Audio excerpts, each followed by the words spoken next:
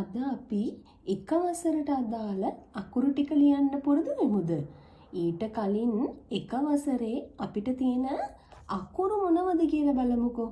අකුරු කාණ්ඩ මගේ පුතාලට 3ක් යටතේ නම් කරලා තියෙනවා. ඒ කියන්නේ මධ්‍ය අක්ෂර, ආරෝහණ අක්ෂර, අවරෝහණ අක්ෂර.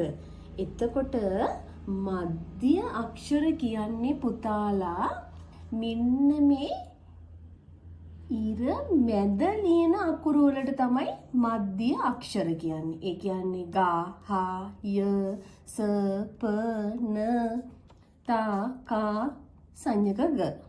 ඒ අක්ෂර ටික අපි හඳුන්වන්නේ මධ්‍යම අක්ෂර කියලා. හරිද?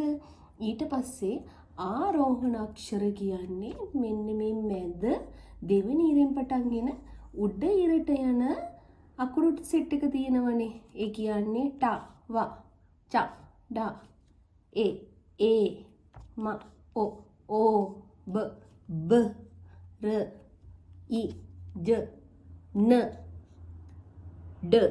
අනේ අක්ෂර අපි හඳුන්වනවා ආරෝහණ අක්ෂර කියලා. හරිද? ඊට පස්සේ අවරෝහණ අක්ෂර කියන්නේ පුතේ මෙන්න මේ රතු ඉරක් තියෙනවනේ. අන්නේ රතු ඉර ගාවෙන් යටට යන අකුරු ටික තමයි අපි ආරෝහණ අක්ෂර කියන්නේ. උදාහරණයක් විදිහට මෙන්න බලන්නකෝ ල අකුර තියෙනවා මේ මැදින් පටන්ගෙන මේ උඩ ඉරෙන් ගාවල ඉවරලා ඔන්න රතු ඉරෙන් ගාවල මෙන්න මෙතනට එනවා. එතකොට ඒ අක්ෂර අපි හඳුන්වන්නේ අවරෝහණ අක්ෂර කියලා. හරි. මගේ පුතාලා ලියන්න හදන අකුරට කලින් මොකද්ද මේ තියෙන්නේ කියලා බලන්න. ටයරයක් නේද? ටයරේ කියන්නේ මොන අකුරද කියන්නේ අපි? ට අකුර නේද කියන්නේ? එහෙනම් මගේ පුතාලාට ට අකුර තමයි ලියන්නේ. එතකොට ට අකුර අපේ සිංහල ඕඩියේ ආරෝහණ අක්ෂරයක් නේද?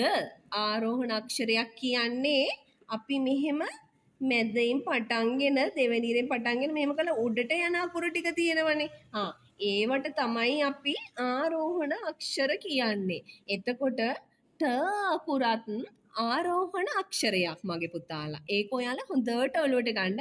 උඩට යන මේ උඩ රතු ඉරෙන් ගෑවෙන හැම අකුරක්ම ආරෝහණ අක්ෂර වලට අයිති වෙනවා. හරිද? දැන් අපි ට අකුර ලියන විදිහ බලමු. හරිද? ඔන්න අංක 1 2 3 4 5 කියලා තියෙනව නේද? ඔන්න අද පටන් ගන්නේ ට අකුර ලියන්න දෙවනි ඉරෙන්. දෙවනි ඉරෙන් පටන්ගෙන ඔන්න තුන්වෙනි ඉරත් පහු කරලා හතරවෙනි ඉරෙන් හරවන්න ඕන උඩට. ඒ කියන්නේ පළවෙනි ඉර ගාවට රතු ඉර ගාවට අපි ගිහිල්ලා මෙන්න මෙහෙම හරවන්න ඕන. එතකොට තමයි ට අකුර ලස්සනට ලියා ගන්න පුළුවන් වෙන්නේ. එහෙම මගේ පුතාලා මෙන්න මේ දීලා තියෙන කඩඉරි උඩ හොඳට ලියලා අත හුරු කරගන්න ඕනි. දැන් මේ වෙනකොට මගේ පුතාලා අකුරු ගොඩාක් ලියලා තියෙනවනේ. දැන් අත වේගය වුණත් ඔයාලගේ ඉක්මනට වුණත් හසුරව ගන්න පුළුවන් වෙනවා. එහෙම ටට්ටක් ගාලා මගේ පුතාලා ලියන්න පුරුදු වෙන්න. ඒ ලියද්දී හැබැයි මතක තියාගන්න කාරණාවක් තියෙනවා ඔයාලට. කඩඉරි එකක්වත් මගේ පුතාලා පන්නන්න බෑ. කඩඉර උඩම ලියාගෙන යන්න ඕන. හරිද? හරි. දැන් එහෙම ලියලා මුළු පොතේම ලියන්න ඕනි. ඔයාලා ලියලා ඉවර වෙලා ටීචර්ට ටාකුරේ ලස්සන ෆොටෝ එකක් අරගෙන කමෙන්ට් එකක් විදිහට මගේ පුතාලා දාන්න අමතක කරන්න එපා.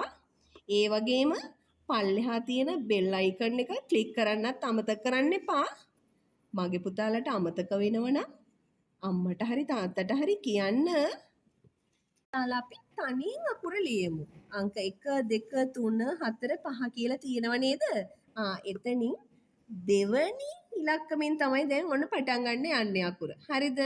දැන් ඔන්න දෙවනි ඉලක්කමින් පටන්ගෙන මෙහෙම ලස්සන්ට බණ්ඩිය දාලා දෙට පස්සක් මෙහෙම අකුරට දාලා උඩ රතු ඉරෙන් ගාවලා චූට්ටක් මෙන්න මේ පල්ලෙහාට වකුටු කරන්න.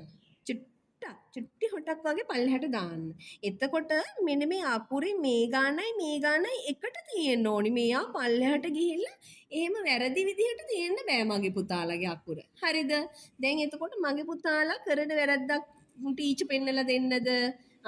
මෙහෙම පටන් ගන්නවා මෙහෙම කරලා මෙහෙම ගිහිල්ලා ඔන්න දැන් පස්සක් දාගන්න විදිහක් නැහැ. මෙහෙම කරලා මෙන්න මෙතනින් මෙහෙම නවත්තනවා. එයා හරිද? අනේ නැහැ. එයා වැරදි. එතකොට තව චූටි බබාලට හිටපු ගමන් අමතක වෙනවා. මෙන්න මේ ඉරෙන් පටන් ගන්නවා. ඒ ඉරෙන් පටන්ගෙන මෙන්න මෙහෙම උඩට යනවා. මෙහෙම කරලා උඩ රතු ඉරෙන් ගාවනවා. එයා හරිද? නෑ. එයත් වැරදි.